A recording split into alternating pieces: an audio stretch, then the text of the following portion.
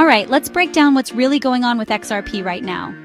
If you've glanced at the charts lately, you've probably noticed it's been a wild ride.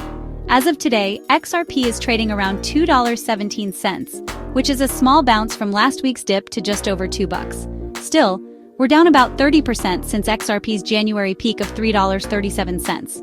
Ouch, right? But it's not just XRP. Bitcoin and Ethereum are both in the red too. So what's dragging XRP down? First, there's a ton of global tension. Just a day ago, Israel's strike on Iranian nuclear facilities sent investors scurrying for safer ground, and that usually means a dump in riskier assets like crypto. Add in some technical pressure, XRP's been struggling to break that stubborn $2.33 resistance, and with a classic head and shoulders pattern flashing, traders are on edge about a further drop. But it's not all doom and gloom. The biggest shadow over XRP, its 4.5-year legal battle with the SEC, is finally over. Ripple agreed to a $50 million penalty, but also clawed back $75 million from escrow. So that legal dark cloud, pretty much gone. Plus, a landmark court ruling says secondary XRP sales aren't securities. That's a big win for Ripple and for crypto as a whole. Now here's where things get spicy. An XRP ETF might be right around the corner. Franklin Templeton's spot ETF decision is expected in just a couple days, and betting markets give it an 88% chance of approval. Standard Chartered thinks we could see up to $8 billion flow into XRP in the first year if it happens. Imagine what that could do for price and liquidity. And corporate interest is picking up.